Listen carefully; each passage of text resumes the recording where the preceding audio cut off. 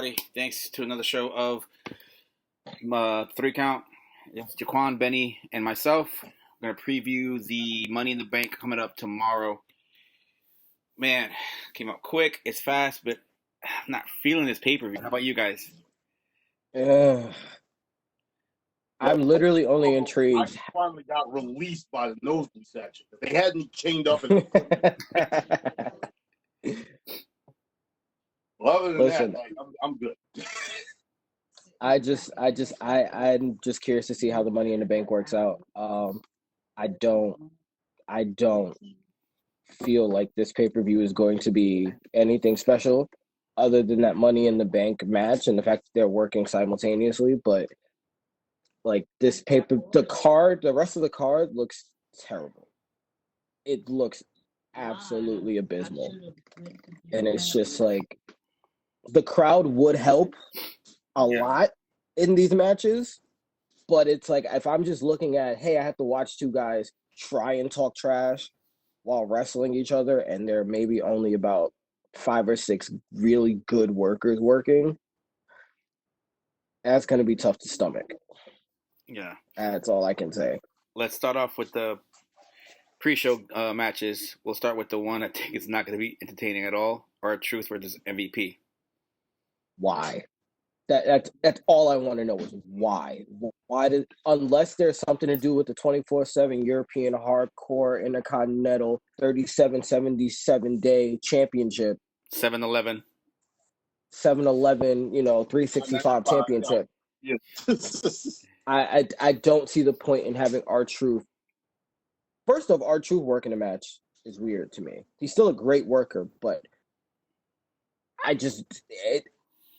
why isn't he a manager or producer at this point? I don't know. I loved him with Carmella. That's all I can say.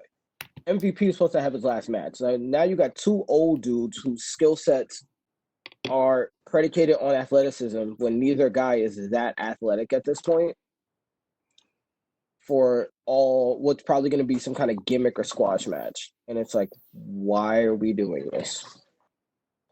Why? I'd rather see two NXT guys. Like, give me Austin Theory versus, I don't know, give me somebody.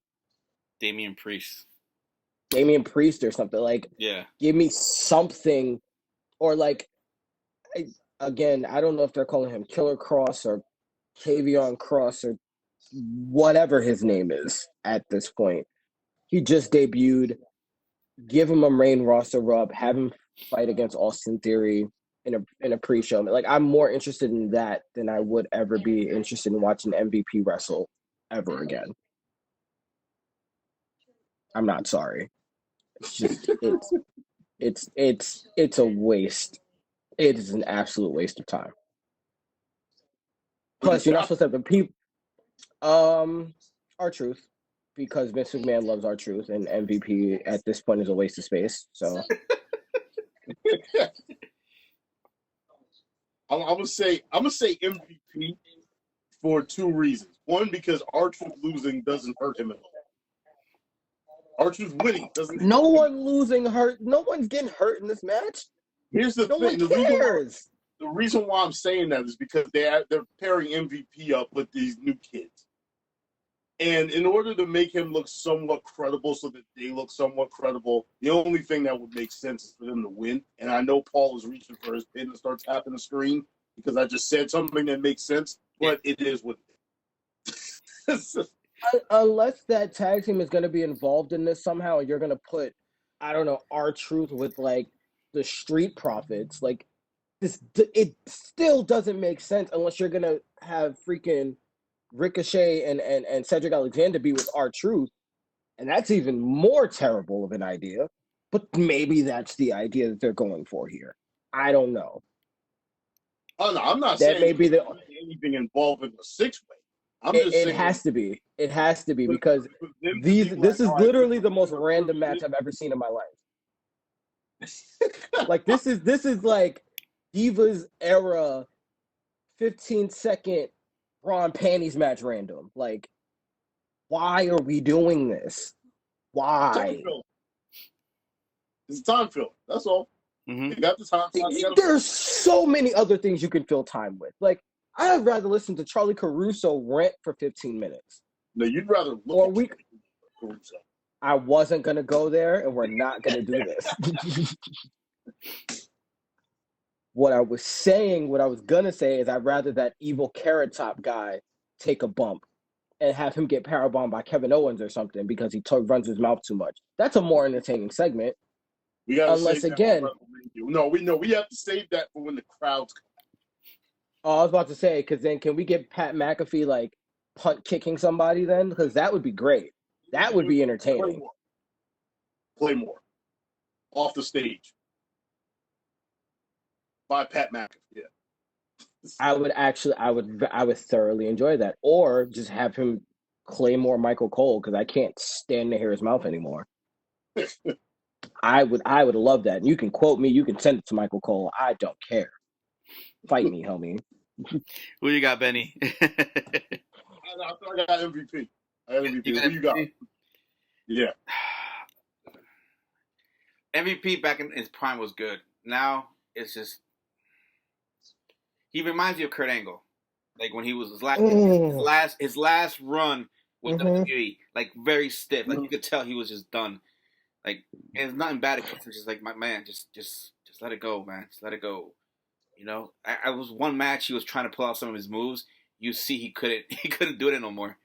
Your man looked like he's about to have a back spasm. Like it looked like his whole back's about to go out. Yeah, so I'm just like, I think they're gonna give it to R-Truth. I think he's gonna take this win.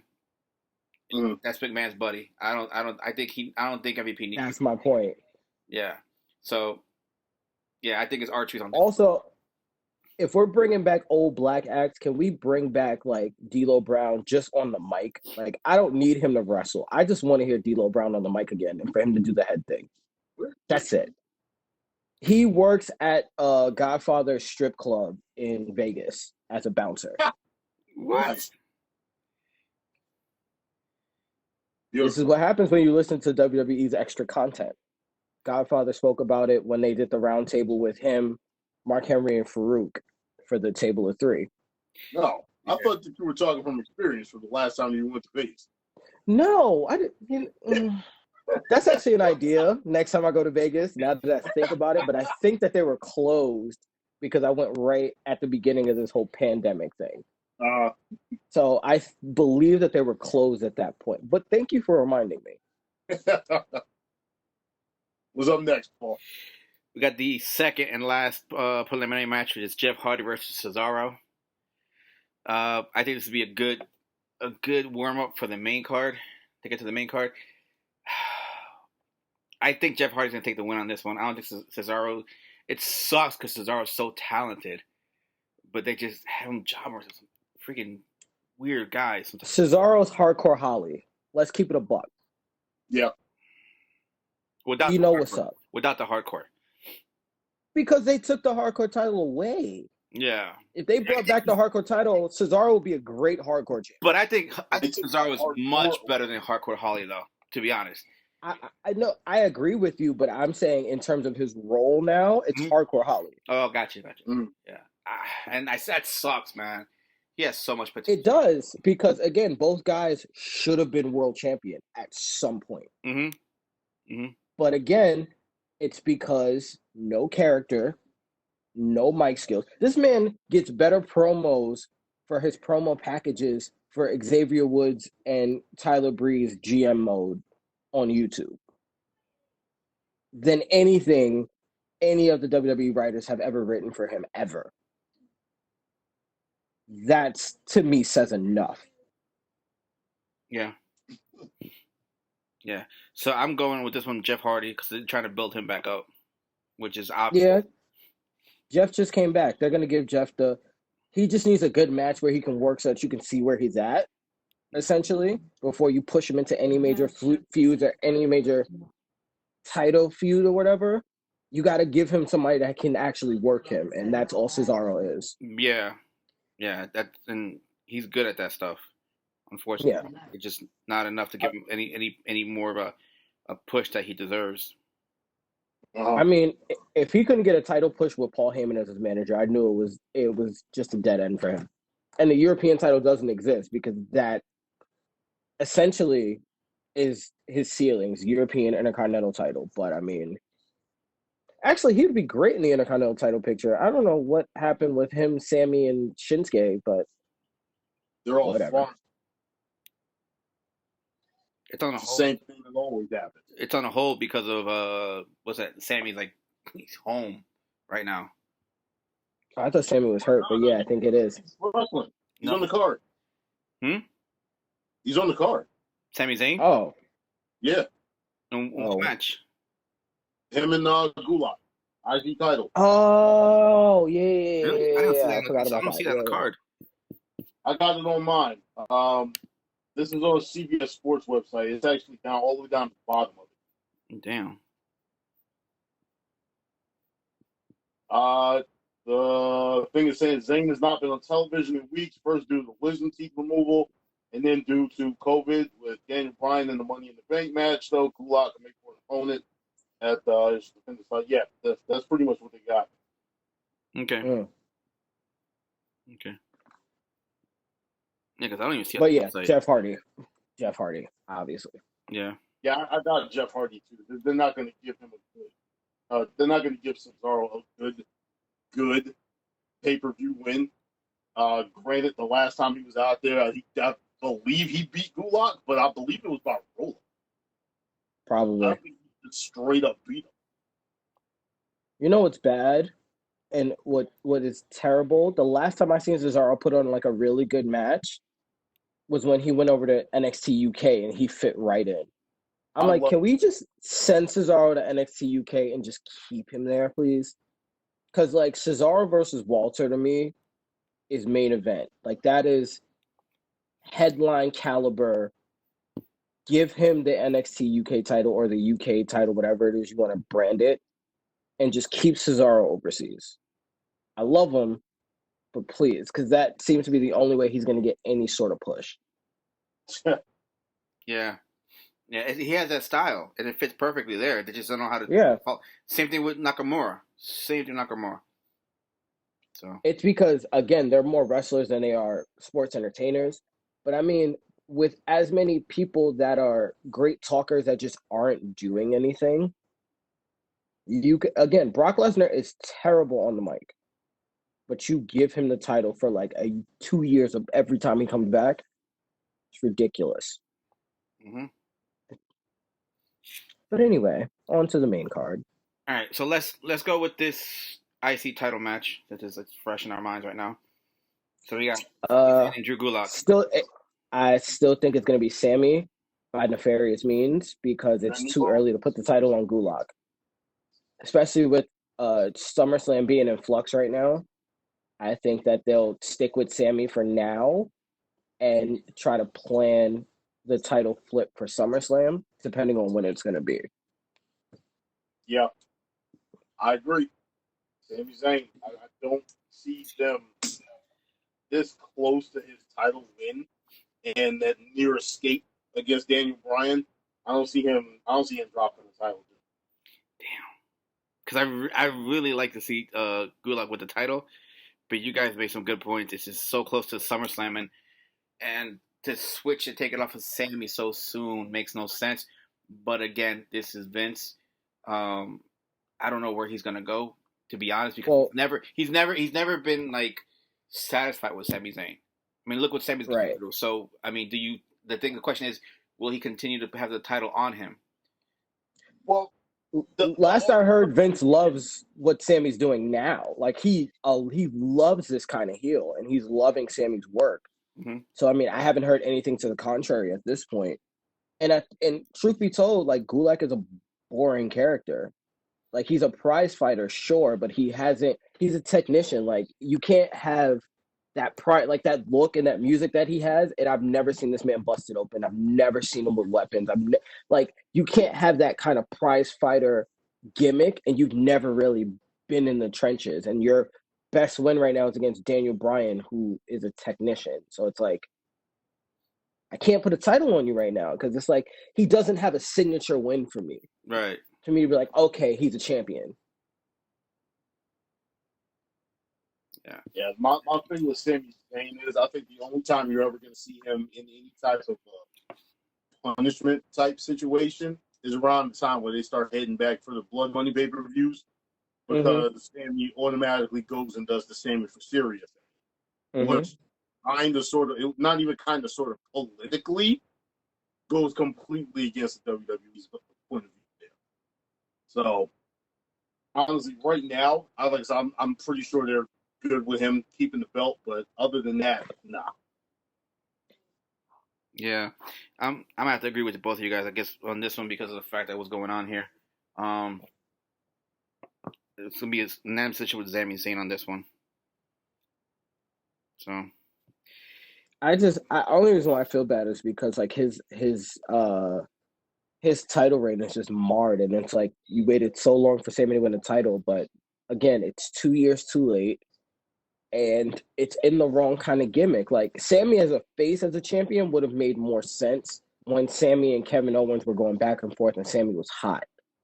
Yeah. For you to flip Sami, then make him a heel with Kevin Owens, and then keep him a heel, and then you give him a faction, and then just magically he ends up with the Intercontinental title because you know something's going on with Roman and you needed Strowman as a backup plan. Like, it's the same issue when like they didn't flip Elias, and Elias should have been Intercontinental champion over Seth Rollins, but then something happened where they had to flip that match a couple of months ago, and it's like I'm at a point now where I'm for people just getting stripped for titles because it's like the fact that they have to keep certain titles on certain people for so long, it kills everybody else's burn. Like it kills it. yeah, it's not gonna happen though. It's not. It's not, but because of Brock. Because if you start, that was the problem with who got stripped. That was the issue when Naomi got stripped with the knee injury. Everybody's like, you stripped this girl for a knee injury, but yet you have Brock out here who doesn't show up anywhere for like a year and a half at least, and he doesn't get stripped. So yeah. So that's just their lack of development. It's just continuity issue that they've always had. The whole thing where you have to defend your title every 30 days, mandatory. You know that doesn't apply. It doesn't apply to anybody at this point. No. Yeah. Let me interject real quick. I just pulled up another match card that Sami Zayn match is not on there. So we just leave it in there just as a just in case because you know WWE likes adding stuff at the last minute. Yeah. But it's a just in case. Yeah, that's why I keep checking Twitter to make sure to see if they update anything because that's the first place they go to. Yeah, I went to the website. I didn't see that on the card, but again, like you said, they might just throw it out there, just like, hey, guess what we have here, you know? Yeah, we'll see it at 5:00. Yeah. Probably, yeah. Next match on the card, we're gonna go with. We'll leave the Money in the Bank towards the end. Those are the main attractions for this. Let's go with the Braun Strowman Bray Wyatt title match, which I believe is an easy one on this. I think it's a Braun Strowman squash, but it's gonna lead into something where the Fiend somehow shows up because they did the thing this past Friday. I think is when SmackDown's on now. Mm-hmm. I don't remember where he was trying. He cut a promo where he's telling Strowman to just get rid of the title and go home, and then tries to hand him the black sheep mask. So I mean, because it's Bray Wyatt, I understand because that's the only way he could actually take a L at this point. But I think it's going to lead into something else because again, there's no viable contenders, and realistically, with Roman just having two twins and then having a little girl at home, Roman's not coming back anytime soon. Roman's probably not coming back till WrestleMania next year. So, I mean, and they're really, unfortunately, because of their focus on like 4 people, they haven't built anyone and they're throwing everybody in tag teams. So you have to kind of continue this feud just by necessity of having a main event title feud. And honestly, I don't know how you end this. It doesn't make sense. That's the problem with Bray Wyatt and going for titles. If Bray Wyatt I feel like with his character, you just kind of have to have him come out and say, like, listen, I don't want titles. I just want to fight you. Like, Bray just kind of has to be like Undertaker, where you just have a bunch of non-title matches because you book yourself into a corner if you do that. If you don't do that. Yeah. All right, I'm gonna give you what I think is gonna happen and what I actually want to happen. All right, what I want to happen would involve the Universal Championship match taking place after Money in the Bank actually finishes. And what I want to happen there is I want Aleister Black to win the Money in the Bank. I want Bray Wyatt to somehow, some way, win with the Universal Championship. And the moment he gets up to celebrate, he turns around into the biggest black mass ever. Followed by a cash-in and Aleister Black win. Now that's what I want to happen. What I think will happen, and what I believe WWE is going to do, is Strowman is going to win somehow, some way. I don't know if it's going to be by pinfall. It probably will be. But the other option is by DQ. And that being, because of the fact that this is pre-recorded, we can do some smoke and mirror stuff to which the lights are cut out. And when they cut back on, the Fiend is in the ring instead of, Bray Wyatt. And because the Fiend in this situation is a technically different entity, he's not in this match. He attacks Strowman, the fight's over. It's the most WWE thing ever. But somehow, some way, Strowman is still going to be the Universal Champion after this match because you have to build towards Fiend versus Strowman if you're going to go this route. Something just dawned on me. I'm going to let you go first, Paul, but something really just hit me, and it's building off of what you said, Benny. So here's the thing. The Fiend's going to get the belt back, but it wouldn't be good to give him now because you can't build a feud between these two that would be worthy of it. For them to have a feud is good because of the history they have. I don't feel like they're building up to it like as good as they should be, but they may be seeding it a little bit, which I'm okay with. The way I look at it is going off of what Benny said because he got my wheels turning a little more. I was leaning towards Braun winning by DQ, but I was trying to figure out how. And I like that idea, that thought that he is supposed to be fighting Bray Wyatt and not the Fiend. So the Fiend shows up on one of those smoke and mirror moves. Braun's like, screw that, I'm fighting you. And then he feels that it's like, all right, I can't take him one-on-one. He grabs a chair, smacks him with the chair, and it's a DQ. So he wins. He still keeps the title, but Bray wins the match. Because of that. So it'll still keep it there, and it'll keep you interested in there. And I think they'll be going back and forth, and the title should switch hands at SummerSlam. You want to give Braun at least a decent run with the title. You don't want to just have it hot potato from one pay-per-view to the next. I mean, he hasn't had a title run like this at all. So you want to at least have him defend it at least one time, even if he loses by DQ or whatever it is, and still retains. You want him to have it at least still a little longer to simmer the feud and let it sit for a little bit, and let it boil off at SummerSlam if it happens, when it happens. Mm-hmm. So I have it as Braun retaining and the Fiend winning by DQ, or Bray Wyatt winning by DQ. Here's my idea. Try to see if you can keep up with me, right? You have Strowman win with the I don't know where that came from. Strowman win clean, power slam, boom, pin Bray Wyatt, right? You celebrate and lights go out. Fiend shows up, blah blah blah blah blah. They have like a stare down, and right when you think they're going to attack each other, Aleister Black music hits, and it's just like a fog that hits it, and Aleister Black shows up in front of Braun, having already, like, Aleister Black, like you said, Aleister Black has already won the Money in the Bank, and he's the one that takes the bump off the building. So it's almost like he falls into one grave, and then you see him like rise up and look like he's about to kick Braun Strowman to cash in, but turns around and Black masses the Fiend, and Braun Strowman just kind of slowly backs out with Aleister Black staring at him, and then everything goes black. So it starts the feud with Aleister Black and the Fiend. It has nothing to do with Strowman, but because Aleister Black has the Money in the Bank, it has everything to do with Strowman. Right.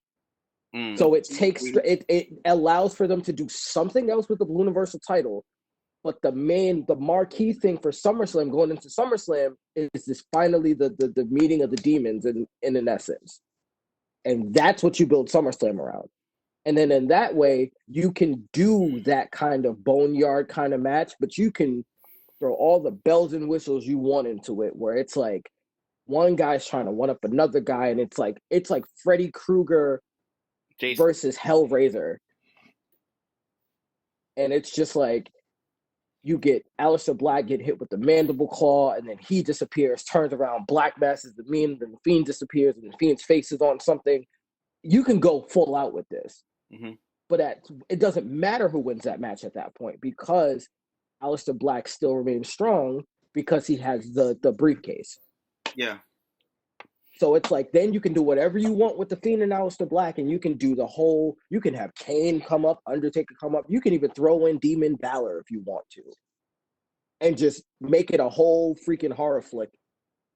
But at the end of the day, it doesn't matter who wins.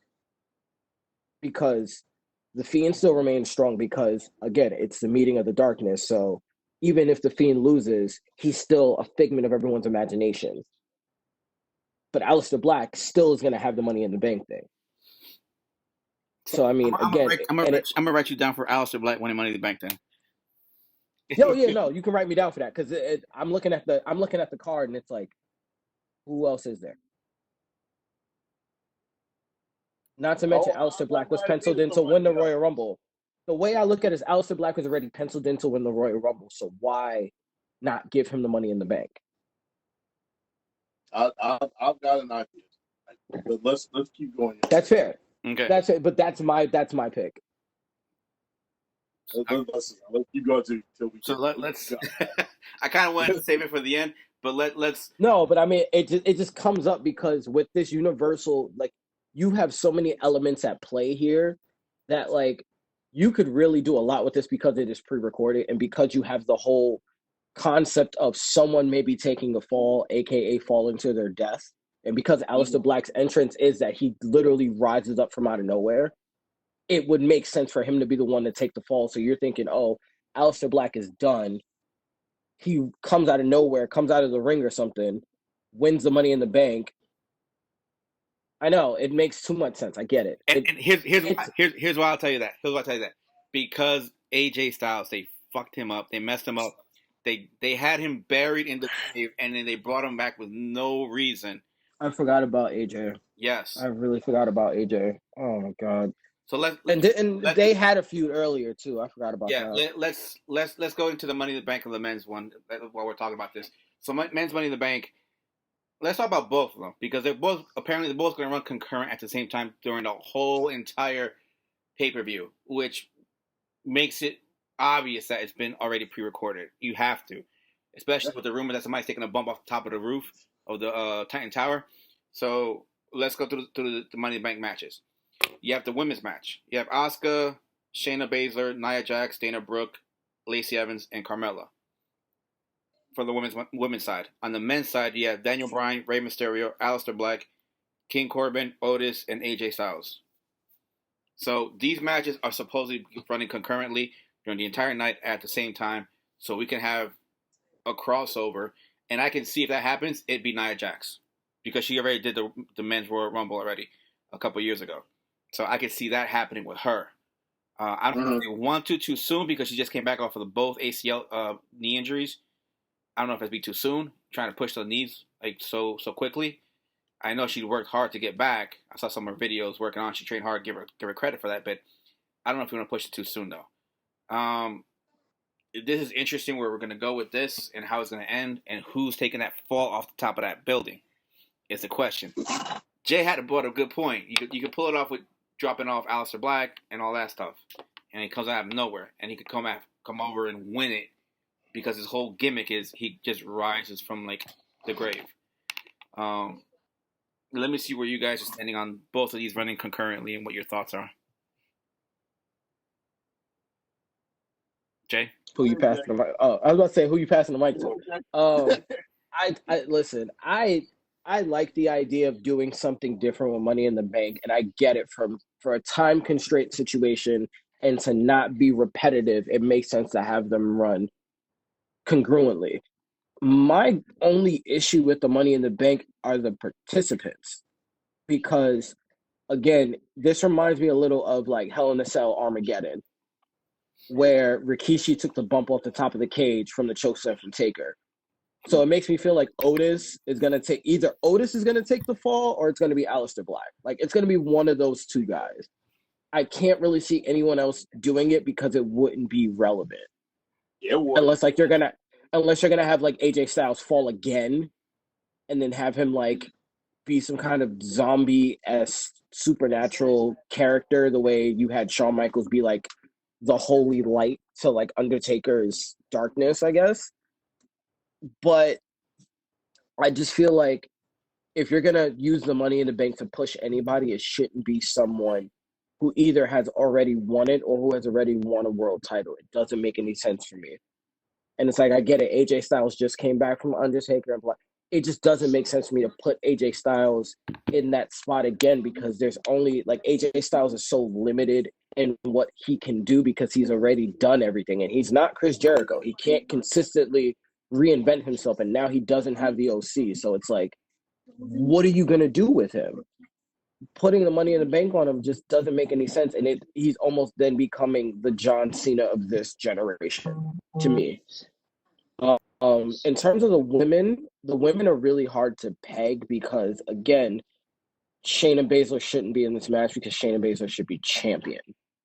Yep. That's my biggest issue with this entire thing. This match might actually turn out to be fun, but Dana Brooke never really finishes her spots, and I always feel like she's going to hurt someone.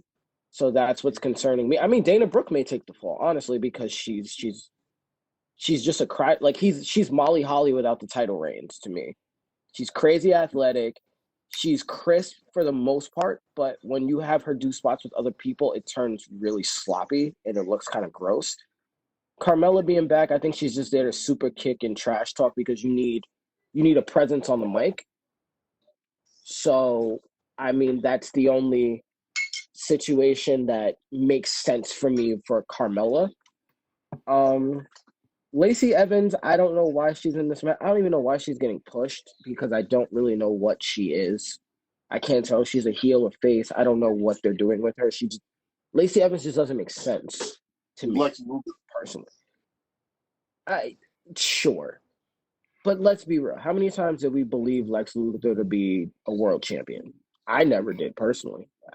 His character. Which she is. She's 90. Yeah, no, I agree with that. And I don't even remember who else is in the match. I think Nia Jax's in the match. Nia Jax. Like you said, I feel like Asuka. Nia Jax and who? Asuka. And Asuka? Okay, here's my thing. You can't keep putting Asuka in this position to have her lose. It doesn't make sense. Like, Asuka, to me, seems the most likely to win the Women's Money in the Bank match. But then, because Becky's champion, it's that sixth cycle all over again. Mm-hmm. I mean, Nia Jax would be interesting with the Money in the Bank, but I already saw like they had a spot where like Otis tried to get on the ladder and he broke the ladder. I just kind of see that happening with Nia anyway, and I don't want her to take that kind of bump because she just got back and her knees still need to be protected. But I can see like Nia Jax hitting like Otis with like a Samoan drop or something to help. But the thing is, who would she help at this point? Because there's no Usos, there are no Samoans. Like, who is she gonna align with unless she just takes everybody out? I think she might do it just to do it. I mean, just think about it. When she did Men's Royal Rumble, she just got in there just to do it. So she might do it. But I mean, do it you're in my way. Let me pick you up real quick and bam. I could see that. Like, I could see her throwing somebody into something, and there's like a spot where like she throws someone into like a crate or something like that. I would love to see her do it to King Corbin personally, because I feel like that. I know they're both heels. I get it, but because of his attitude and because of the way that she is, I can see him saying something slightly offensive. Just get under her skin. and her taking out King Corbin or AJ Styles, like I would want to see that. But I mean, the women's to me, like the obvious answer is Asuka, and I know I'm rambling, but the obvious answer is Asuka. But I don't think it's going to be Asuka. For me, it would have been Mandy Rose or Sonya Deville, but neither are in this match. So it's like, and you don't want to give it to Carmella for a third year in a row.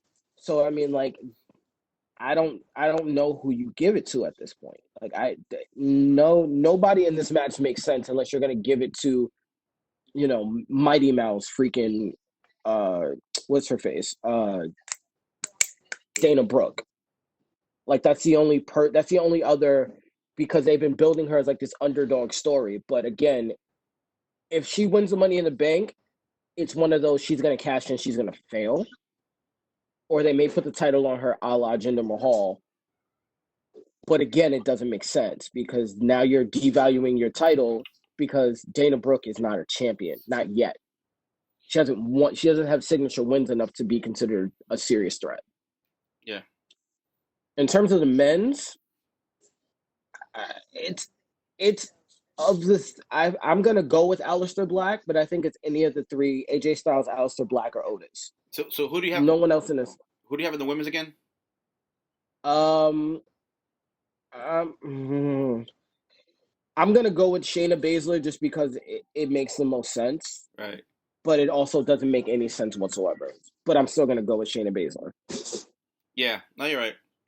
So go ahead, the men's again, because you were going Asuka and Shayna and Dana. I'm like, wait. Well, that's the problem with having the cross section, because you have all these other storylines that are now gonna have to overlap, and it's gonna have to make sense. Make it make sense. So for the men, I'm gonna say Aleister Black. Like I'm keeping that pick of Aleister Black, but I truly do think it can be anyone between Aleister Black, AJ Styles, and Otis. But I'm going with Aleister Black. Benny. Okay. I see the wheels. Take a breath. I see the wheels. Take a breath. Take a deep breath, because I know this is going to be a long one. Yeah. First off, our crossover spot is Nia Jax murdering Rey Mysterio. Yes. I was going to say that myself. Okay. Either that or Daniel Bryan. For two reasons. When the last time they did the crossover spot, and it's both the two reasons are both the same spot. The last time they did the crossover spot, Nia Jax is the one took it. Right? The second reason is because the last time they did the crossover spot, there were three people involved on the men's side. Randy Orton, Dolph Ziggler, Rey Mysterio. Who's the only one in this match? True. Rey Mysterio. She still owes him from the 619. You're right. All right. The other thing, as far as who's going off this roof, there are three options in my eyes. One of them is Otis. One of them is Nia. And the last one is Corbin. The reason being, what did Baron Corbin do to Elias prior to WrestleMania? Yeah. Okay. One of the things that's going on, or one of the ideas that they're talking about, is interactions with people who aren't in the match. I got you. Match. So I believe that at some point, and this is going to play into my pick for the actual Money in the Bank, if Baron Corbin is not the one to win this match, he's the one going off.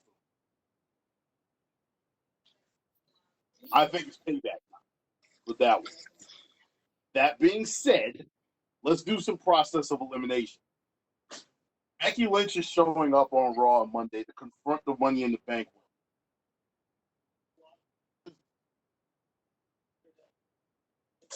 Lost you there for a second, Benny. Lost you. Can't hear you. Can't hear you. Can't hear you. Yeah, let's come up. You hear me now? Oh, yeah. Okay. WWE being trustworthy is neither here nor there, but they're advertising Becky Lynch showing up on Monday to confront the Money in the Bank. That tells me that the winner should be coming from Raw. Meaning Asuka, Shayna Baszler, or Nia Jax. I do not think Nia Jax is winning. All right. That leaves Asuka and that leaves Shayna Baszler. Right now, Asuka is probably the best thing going on Raw. So I'm sitting up here and I'm leaning towards her, but at the same time, the idea, although she does not need it at all, is that Shayna Baszler with the Money in the Bank would be terrifying for anyone as champion. I mean, anyone other than Charlotte Flair, because she's the Terminator and the Hulk and Thanos and Wonder Woman and all the things rolled into one, including Sailor Moon. All right, she's indestructible and the goddess of the universe. So we can't do that. Whatever. I had to get my shot at her in here. But honestly, for the women's Money in the Bank, I'm going to say Baszler. I want to say Asuka, but it's too much of a retread. We've done it 3 times. We've done it 3 times before WrestleMania, and I don't think they're going to go back to it right after that. I think the idea is that Shayna Baszler is going to win the Money in the Bank, and then she's going to basically put Becky in a situation where she's going to become like incredibly paranoid over the fact that she has this Money in the Bank briefcase with the teases and everything like that. Kind of, sort of. I mean, almost to the point where they had Rollins and Kofi Kingston last year when Lesnar had it. Now, I don't think you're going to get Shayna with the boombox, but I do believe you're going to get, Shayna Baszler coming out there acting like a complete jackass, knowing that she has this championship opportunity whenever she wants. Now, on the men's side, another bit of, process of elimination. Mysterio, not going to win it. Love to do to death, but at this point, he's not. There's no reason to push him towards the main event. Daniel Bryan. That's a tough one. But I don't think he's going to win it. I think he's going to put on a show because he's... That's what he's there for. That's what he's there for. That's what he's there for. Otis. I don't see it. Not yet. He's got another 2 years. Yeah. I don't see it. Number one, I don't see him as a main eventer. And number two, he's a face. He's a face. Your faces don't win Money in the Bank often. So that leaves 3 people. AJ, Aleister Black, and Baron Corbin. And because WWE loves to tear my soul out and spit on it, the person who's going to win this Money in the Bank match is freaking Corbin. You know what? That wouldn't be the worst idea because, again, he's still owed from the last time he won Money in the Bank and they had that backstage heat. And he's come back from it. But, again, he wasn't a bad person to hold Money in the Bank when he was the lone wolf. So, I mean, I wouldn't necessarily hate that. Not only that, the fact that he's still walking around as King Corbin. Now you give him this Money in the Bank. I'm starting to see, the Photoshop picture of Triple H where he has all of the championships, including like the Divas title. That's what I'm starting to see. They're going to be building towards the Baron Corbin. That's why I said I'm looking at it and I see him winning it. WWE logic and based on history would say AJ Styles, but AJ Styles to me doesn't have a direction right now. You got to give him some way to go before you start putting him all the way back to the championship. Especially, I'd have him switch shows because again, you don't want him touching the U.S. title right now, but him in the Intercontinental title picture would be interesting. Yeah, I would like that. I just don't know if they're going to do a draft right now, and that right there is the reason that I did not pick Aleister Black because I don't think they're going to be switching shows with anybody either right now. Well, right. Here's my thing with the Money in the Bank winner. Let me. It's like, yeah, go ahead. Yeah, sorry, I got something on that one too. That I heard as well too. That the way I look at the women's I don't see Dana having that. I don't see Lacey or Carmella having that. Carmella's already been tried and through and all that stuff, and it's just don't want the repetition. Lacey, I'm getting tired of that. So it's between Asuka, Shayna, and Nia. It would be nice to see her with the briefcase and how she could terrify Becky with it, same as Shayna. If Shayna was the winner and held the title, I would have loved to see Asuka and a nice little feud between them, even though they're both heels. Those two would have been nice. But I mean, I think they'll give it. I agree. I think they'll give it to Shayna for the fact that how she can get psychologically in Becky's head. You know, even though I didn't like the way she lost to Becky at Mania and the freaking roll up, that was dumb. So I think there's a little more to play on that one. So I think Baszler with that briefcase can actually come and say, I beat you during the whole match. You just won by luck on the roll up and this and that, which is annoying because her losses have all been roll ups when it comes to like NXT and now Becky. So I think they're gonna go with Baszler. I just hope they do right by her. I think Nia is gonna get involved in the men's side, and I think she will put either Daniel Bryan or Rey Mysterio through something. I'm leaning more towards Rey. Yeah, I'm leaning more towards Rey because of the fact that they don't want to take the risk of Daniel Bryan getting hurt and being caught in a career. I think they'll just make it Rey. He's the smaller of the two as well. In regards to the men's side, Rey's not going to win it because of that. Otis, I don't see him as being main card material. He could be mid card, and that's where he goes, or elevate him with the tag team. Not sure if they're going to break up or not. AJ Styles came back too soon. Way too soon. Way too soon. They needed to repackage or do something with him. That was dumb, bringing him back so soon. Daniel Bryan, I don't think his storyline with Drew Gulak is done. I think there's something more there on the back end that we're not seeing yet. And I'd like to see that evolve. So I don't think he's going to win it. So that leaves Aleister Black and King Corbin for me.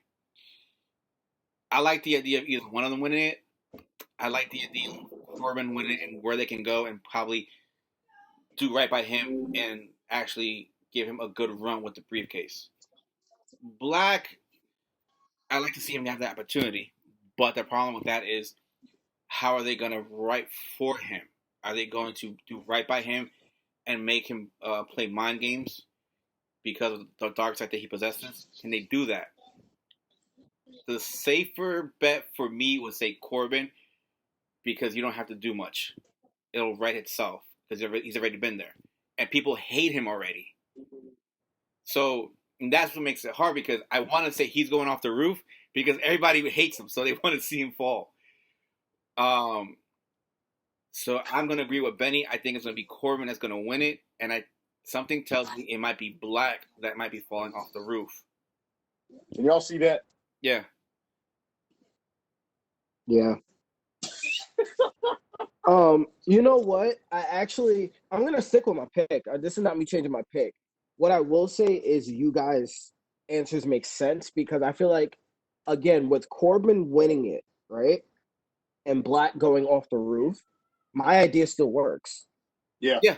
That's what I'm saying. Because then that gives Bray Wyatt his next feud, and it gives you that SummerSlam meat and potatoes that you want. And both of them can play mind games, and that gives The Fiend something to do. And it gives Aleister Black a feud that can really elevate him.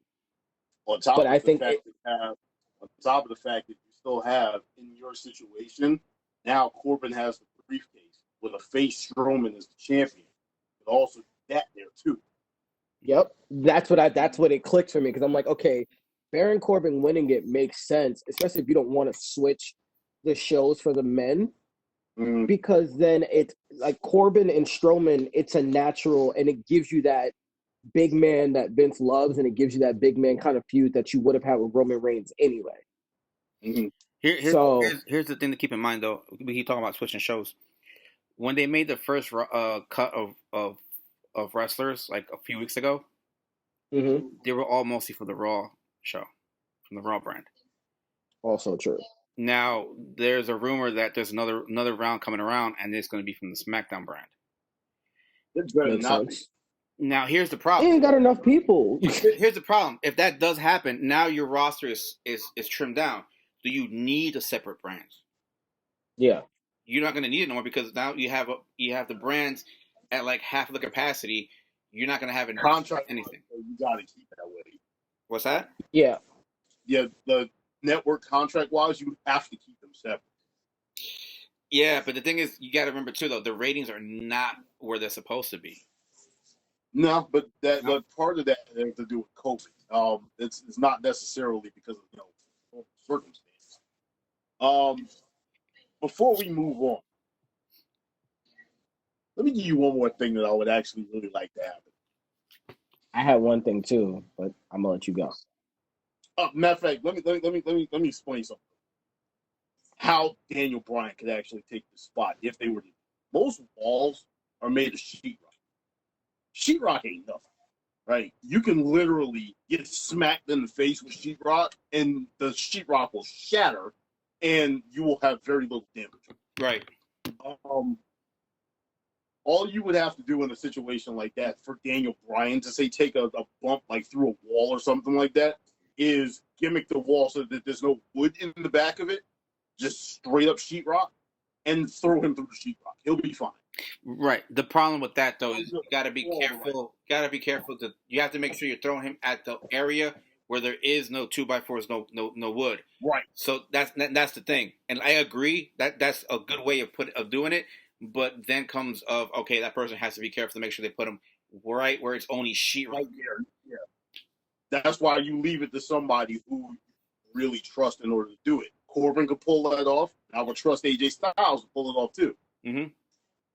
I wouldn't trust Nia with it, but I would trust those two.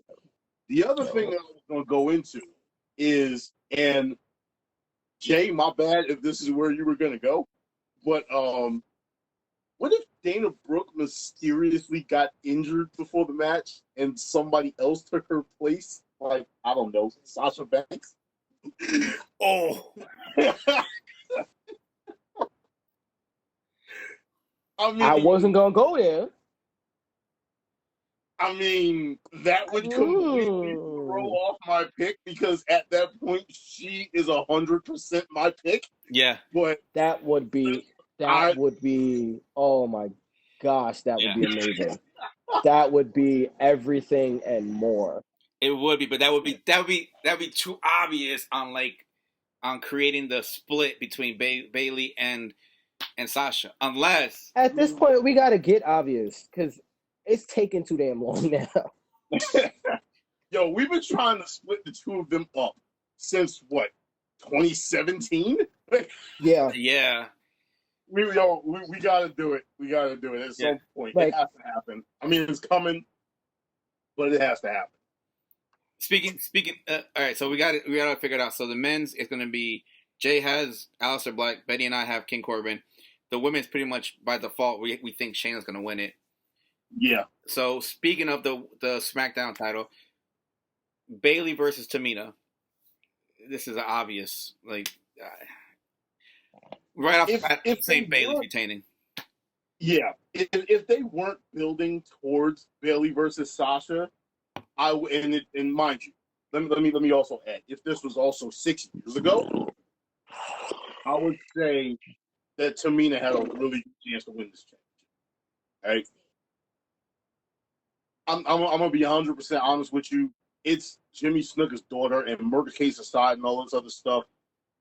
I would personally pay him that respect by allowing his daughter to be the champion at some point.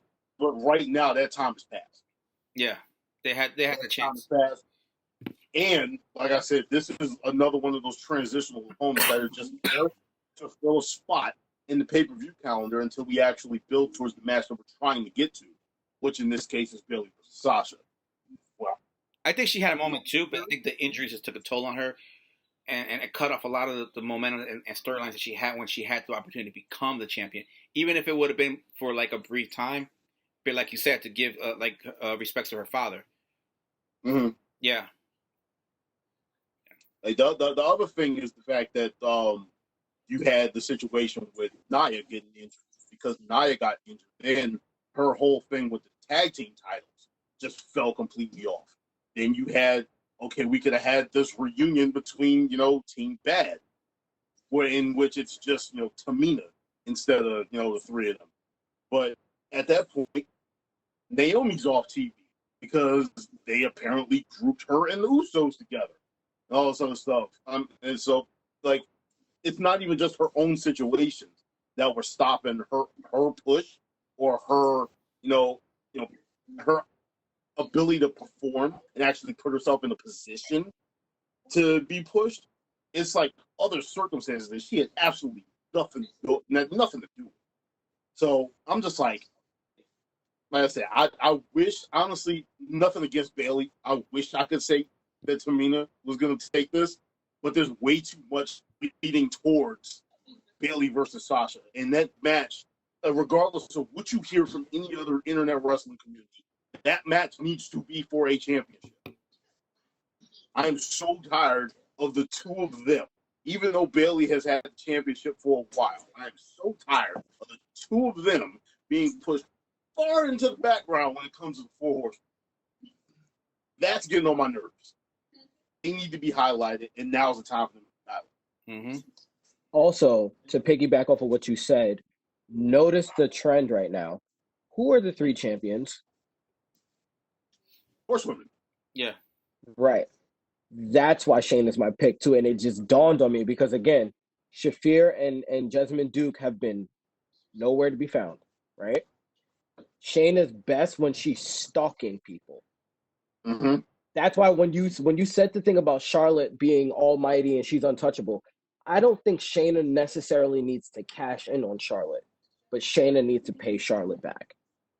And showing up to NXT, Shayna. Nothing. Ooh.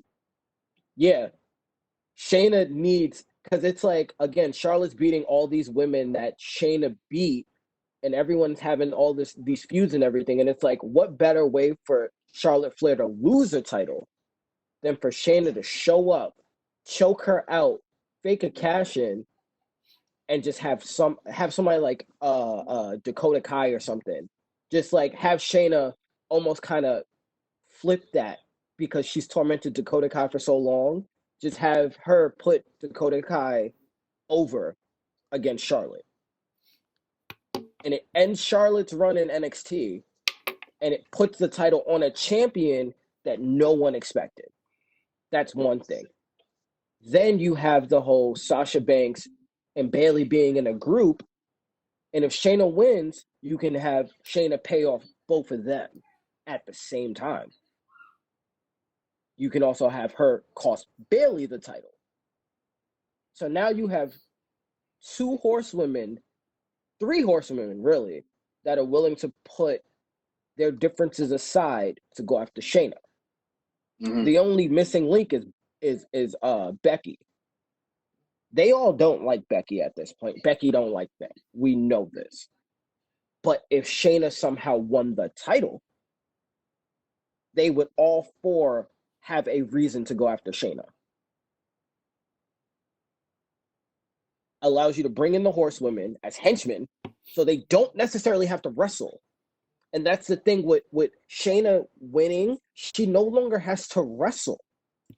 She can just do mic work. She can just do sneak attacks. She can do everything that made her so good in NXT. And it gives you a justified reason for her to go to all three shows while all three shows are in Florida. Mm-hmm. So you don't have to worry about travel. You don't have to worry about any of the extracurricular stuff that would have stopped you from doing it before. And she's not necessarily working all three shows because all she has to do is show up. That's all she has to do is show up. Do one or two spots and then she's gone. So it preserves her. It builds her back up in a lot of ways to be that nefarious, take no prisoners, I'll stomp on your elbow kind of chick. And it gives them a reason to reunite the horsewomen. And it gives you everything you want. So, I mean, again, Sasha and Bayley is great. That's fine. That's amazing. But what we've all wanted since this whole thing kind of the stars aligned was the four horsewomen match. And to me, this would be the perfect time, the perfect opportunity to not only reunite the horsewomen on the WWE side, but use this to kind of gives you now, because of Ronda Rousey being Ronda Rousey on the internet, Ronda Rousey by de facto is a heel already. And what better way to bring back Ronda Rousey? Yeah, this is a good one. It's gonna be a long one. Yeah. You can finish it off as You can finish it off as a Survivor Series if you wanted to. I don't think they're gonna want that. I think they're gonna finish it off at WrestleMania. I mean, you could do that too, because again, you have until the next Money in the Bank to cash in. Shayna can do all of this and still not cash in. Right. No, I'm agreeing with you. I'm just saying this has to be a long play game, and they have to do it right because it's a WrestleMania type of match with all the names involved. When you add the 4 Horsemen of Wrestling, plus you add Shayna, what she's done in wrestling, and you throw Ronda in there. The other two, they're still coming up, so they're going to be there. But still, you have 6 women that already are defined in wrestling or MMA. They have a name. You know, the other 2 are there. Like, no disrespect to them, but it's just they haven't gone up yet to the other levels. So this is a good storyline. It needs to play right and in the long game. So you can do this. You can have Shayna tormenting Becky, Bayley. It could even start. It could start tomorrow or tonight, and Money in the Bank with, like you said, you could do it like that. Tamina wins by DQ because Shayna got involved. It depends on when they put the spot on, honestly, because the only way to do that is the Money in the Bank would have to be over, and then that title match happens. Right. Well, because you can't have her fighting in the match and then show up in the middle of the show to interfere. You can't have either. It's Titan Tower. What they're talking about, Titan Tower is up in Connecticut. Right. Yeah, that wouldn't. That's the only kind of. That's why I said you have Shayna win first, and then starting Monday, they're gonna have their little face to face or whatever. But what you're not expecting is for her to show up Wednesday. Right. And start to torment or stalk Charlotte Flair. Because it's like, she doesn't have to show up. There can just be a Titantron picture of the Money in the Bank briefcase that shows up during a match or during a promo. And you just hear Shayna in the back laughing. Like, there's so much little things that you can do to kind of mess with. And think about it, Charlotte doesn't really have an opponent at this point. No. She just beat Io. You don't know what they're going to do with that title right now. Why not start to sow the seeds of, oh, no, Shayna's coming back. And if Shayna comes back, then that automatically puts Dakota Kai in the forefront because Dakota can be like, nah, she's not stealing my spotlight again. And then Dakota steps up. And that's why I didn't like Charlotte winning, because what is she going to do there? There's so many women they still have to build up in order to challenge for that title. Io was the only one, and then it ended there. Instead of making it into a feud, they just made it into one match. Right. I mean, again, the thing that I don't understand is I don't know what Charlotte is. That's the problem I'm having. Because, again, Dakota Kai's a heel now. Candice LeRae's a heel now. So there's 2 more that you can have her, and it's like she can drop it to either one. I only say Kai because Kai makes more sense in terms of a storyline because of her history with Shayna and the fact that she's always wanted to be. And then at that point, you can have Dakota and Tegan, and that puts Tegan at the forefront, which is what they ultimately always wanted anyway, is for Tegan to kind of be that uber baby face. And the only way to bring up Tegan is to have her feud with Kai again, because again, that's the natural. It's the Tommaso Ciampa, Johnny Gargano light. But then again, having Candice being heel kind of changes that dynamic, because the one person that has enough credibility to not only put on a great match with Charlotte, but beat Charlotte is Candice LeRae. You know, she has the credibility to do that. And she also kind of has a history with Shayna because of War Games. So, I mean, in that sense, you can use either one of them, but as long as it causes Charlotte to drop the title, I'm fine with it. because again, it still counts on her record towards 17. She can still be that Ric Flair, blah blah blah. She's gonna beat his reign, yada yada. You can still go along with that. That's fine. But again, you don't necessarily need the title on her long term. Like you don't need her to Brock Lesnar the title. Yeah. That's my whole thinking. And to me, Shayna works for this type of situation because she has that built-in storyline that we're all still waiting to pay off. Just like we're still waiting for Brock Lesnar versus Bobby Lashley. Or Lashley, whatever his name is. We're still waiting for that after like 10 years. This is the 10-year waiting game for that. So, I mean, give us one or the other or both at WrestleMania would be great, guys. Just so that we can sleep at night because this is getting ridiculous now. Yeah. But what I mean is like Shayna Baszler to me just seems the most. And then again, you have Shayna and then you have Shayna and Asuka. You have Shayna and like Shayna just has so many built-in feuds with people that aren't there yet. And then you have people who are already there because again, if she comes and attacks Bayley, if she comes and attacks Becky, now you have Bianca Belair on Raw. So even if she wins the Raw title, Bianca Belair is built in, ready. You just got to pull the trigger again. It's there. And if you want to build Bianca up, Bianca beating up a Dana Brooke makes sense.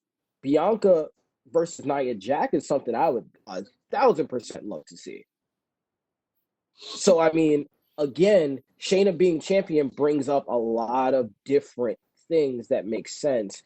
And her being Money in the Bank winner allows you to do so much more storytelling. And it's dummy storytelling because it's so simple, a monkey could do it. But not WWE. I know, you're right. That's the unfortunate part. You know what got me? While I'm sitting up here chuckling right now is the moment he brought up Bianca Belair, something went off in my mind. Why is she not in this match? Because she just got brought up. She's still too. Do you know what went through my head the second that I thought of her being in this match? Her hitting somebody with the KOD off the building. Oh, that would be. I would love to see her just throw Dana Brooke KOD straight off the building, like nose dive. Whereas you just see Dana Brooke flipping, just. I don't know why. That What comment comes awesome. to mind? Ah! Yes. Oh man! All right, let's keep it going. We got like 2 more matches left. Let's go with the tag team title, the SmackDown tag team title that's on the card. So we got New Day, Forgotten Sons, Lucha House Party, and Miz Morrison. The fact that Heavy Machinery is in this match makes me not care about it. Honestly, I don't care about these titles anymore. Without Xavier Woods, the New Day is boring to me. Forgotten Sons have always been boring to me. Yeah. Lucha House Party is terrible. Who's the other team in this match? Morrison and Miz. Yeah. You mean the 2 guys who should be in the Money in the Bank match? Oh yeah. Don't care. Like I'm gonna say New Day retains. Just because if Forgotten Sons gets this title, it's gonna diminish the value of the titles altogether. Miz and Morrison just dropped the titles for God knows what reason. Maybe because Miz was sick and they want to punish Miz and Morrison, but then if you're going to punish them, why put the titles back on them? And then what, Lucha House Party? Really? Lucha House Party is like the Raven of the tag team division. So, I mean, just by default, New Day makes sense. I'm just really, I at this point, I want them to call Xavier Woods and be like, listen, can we put you in a wheelchair and just strap a mic to you? Because this feud needs Xavier Woods in the worst way. Like I love Kobe, love Big E, but you feel the loss of Xavier Woods. Like you feel it in the tag division more than I ever expected them to feel it. But like you feel Woods' loss tremendously because I'm just not even remotely entertained by Miz and Morrison trying to be black. I feel racially offended. Oh shit!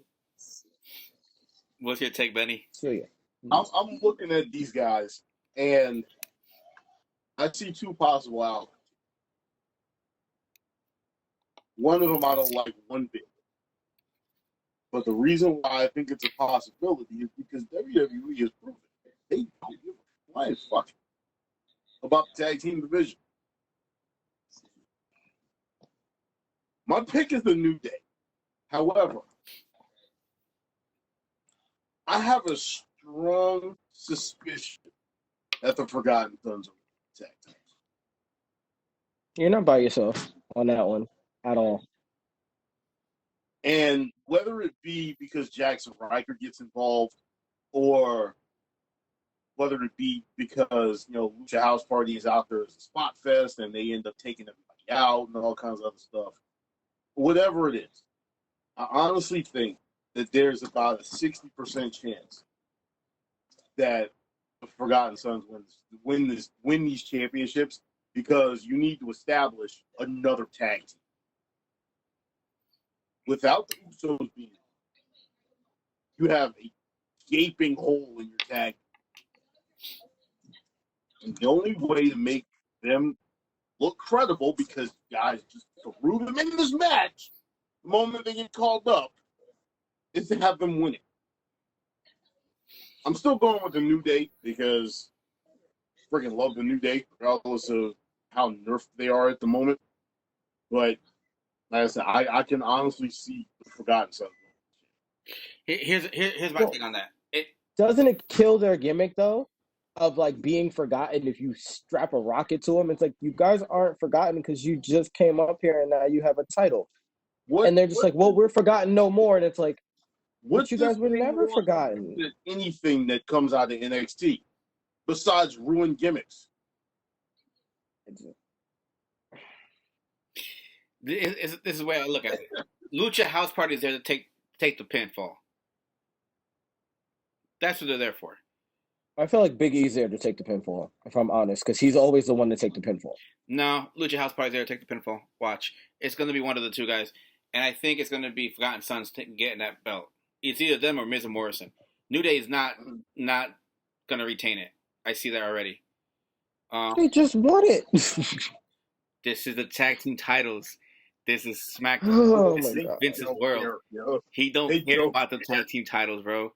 I mean, look what happened on Raw. You had the Viking Warriors, Raiders. I can never remember their names. They always change their names. You had them beat, what should we call it, Street Profits in a non-title match. For what reason? First of all, why did they even have that match? That's what I'm saying. The tag team division makes no sense in WWE. They don't give a damn about how it looks. There's a reason why the Revival wanted to leave. So Cough, the revolt. The revolt. Yeah, either the Forgotten Sons or Miz and Morrison are gonna win the title, and Lucha House Party is going to take the fall. The question for me is who's going to win it between those two. I want to say Miz and Morrison are going to win it, but the problem is when they had the belts, they weren't entertaining. And the Forgotten Sons, I think, won't be anywhere near as close to entertaining at all because of the way their characters are built. I'm going to lean a little more to Miz and Morrison because at least they had something going on compared to Forgotten Sons. The sad part is Miz and Morrison's gimmick is 10 years ago, and they're trying to bring it back, and it's like, no, now it's racist. Right, but here's the thing. Forgotten Sons, like, what do you see from them? You don't get much from them. It's like they need a mouthpiece, to be honest. Jackson Wright is not the mouthpiece. They need a true mouthpiece. And Corbin's on Raw, right? Yeah. No, he was SmackDown. He's on SmackDown? No, yeah, you're right. He's on SmackDown. Yeah, but he's King Corbin. He's not Baron Corbin anymore. It's WWE. You never know. They'll figure something out. Yeah, I don't know. I mean, look at Sammy's his crew. How did you figure those guys getting together? I already told you they're all foreigners. They're all foreigners. It's literally just another League of Nations. Pretty much. Except you can't. People forget that Sami Zayn's Canadian and Syrian. Yeah. So I'm going with Miz and Morrison winning the belts because I don't see New Day retaining. I see Lucha House Party being there to take the pinfall. One of those two guys. So Yeah, because they don't give a damn about the tag team division, and the Usos not They being don't. there, Woods not being They there. don't. It's just it's not the same at all. Not the same at all. So, going to the last match of the on the card, which is McIntyre and Seth Rollins. Save that one for last. The way I see this being a good match, but I don't think Seth's going to win this. I think Drew is going to retain. Give him a long run with the title. The thing is, this needs to end somewhere where you can continue the feud. So I see Rollins winning or Drew winning by DQ in order to continue this feud. You can't have this feud just go off and end this one pay-per-view. It needs to go a little longer. So I think Drew will win by DQ. Somebody's going to interfere on Seth's behalf, probably Buddy Murphy. And then that'll get him kicked out of the ministry. So I see Drew winning by DQ because of Seth Rollins doing something stupid, or somebody doing something stupid in his case. I actually see Seth winning by DQ. Really? Believe it or not. Because remember the spot when Buddy Murphy came out to help Seth, and then Seth threw him in front of the Claymore? A couple of weeks ago? Or was it last week? I don't remember. I see something similar happening, but I think it's going to be a situation where Buddy Murphy tries to hit Drew McIntyre and Drew ducks out the way and hits Seth. And then you see the ref see it and then ring the bell, and Seth goes off on Baron Corbin. I mean, not Baron Corbin, Buddy Murphy. These letters are confusing me. But I think it's going to have something to do with Buddy Murphy, since now suddenly the I want to call them the APA, but they're not the APA. AOP? God, what's AOP? There we go. There was something with an A in it. They've magically disappeared again. Well, one of them was hurt. Oh, God. One of them was hurt. Yeah. It's torn bicep. Speaking of the New Day, all three of them. Yeah. I love it. Need my man Austin Creed back. That's what I'm saying. Bro, I don't care if he rolls himself out with just a boot on or something. And you just need his voice. You need him on commentary, something.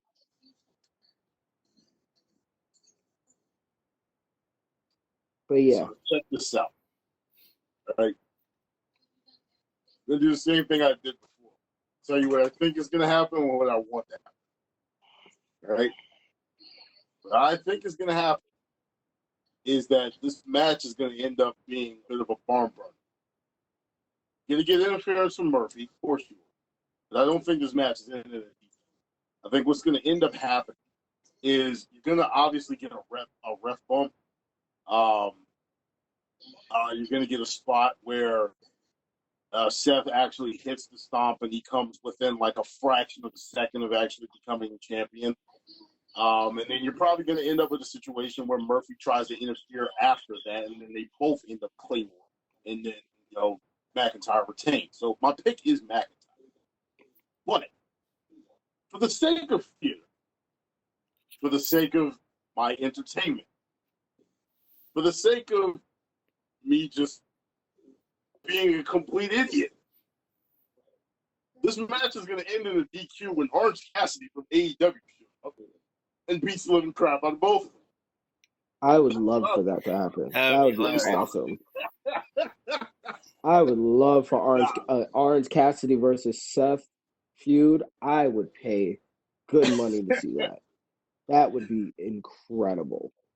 Nah, but right now, what I see them doing is with Drew McIntyre, I see them correcting the wrong that was Diesel back in 1994, 95, where you have the big, want to say good-looking world champion that with the long hair and all that other stuff, where, back then, Nash wasn't great in the ring, right? He wrestled like a big stick figure. He was horrible at his signature move before he got to WCW. Like, I've gone back and I've seen him do Jackknife, and it was terrible. But we have this finisher. We have this guy in Drew McIntyre who has come up with this finisher, which is honestly, to me, the new RKO. Almost comparable to my favorite finisher in WWE, the most holy move of all, the Black Mass. You have the belt on him. And regardless of what the ratings are telling you right now, Drew McIntyre is very, very entertaining. I don't see him dropping that belt anytime soon. And when he does drop it, it's going to be some bullshit. I honestly think it's going to be something to the effect of Samoa Joe turning heel or something like that, to the point where you got to have the two of them, two just massive beef factories, just destroying each other as a feud. Now, I don't want to see Joe turn heel. I like face Joe, but still, I don't want I honestly see that, but that being the only way you're going to get the belt off him. Rollins doesn't need the championship, right? He just had this stupid run with the tag team title. If I remember correctly, like, the last time he held that singles title, it was kind of crap. So, like, I'm not looking forward to him holding another singles championship, especially considering the fact that his faction is nerfed at the moment. So I'm looking at it, and I see Drew McIntyre retaining the belt that I have right here. I don't know what's back there, but that's all right. I think that's it. Yep, that's it. Well, if you guys haven't seen and been watching, we're going to have May Movie Madness coming out, and we'll be on to record another show regarding our brackets, the movies, the 1 to 16, and how that's going to play out, who we see from our bracket going to the semifinals. So stay tuned for that. And it's been fun. This is a card that's not so great, but we're hoping for the best. It's pretty much an easy way to say it. But this is what we got to work with right now. You know, you got a lot of people that are out. So. Yeah. And I mean, I feel like, again, there's a lot there that could happen, but we have been jaded to a point where we know all of it won't happen. Yeah. That's the problem with this card. Yeah. Is that, like, it has everything that you want, where it's like, okay, this could be some really good storytelling outside of the MVP R-Truth match, because that match makes no sense. But even that you can do some storytelling with. Yeah. But we know that they won't do it. Yep. So you just... In regards to the Claymore, the funniest thing, that move came out by accident. It was created by accident. That's the most hilarious part. Yep. Hilarious part. It was created by accident. So, everybody, thank you for joining us for another episode of the 3 Count Money in the Bank preview. Hope you enjoyed the pay-per-view. And we'll see if we record a review of that show and what we thought about it. Have a good one. Good.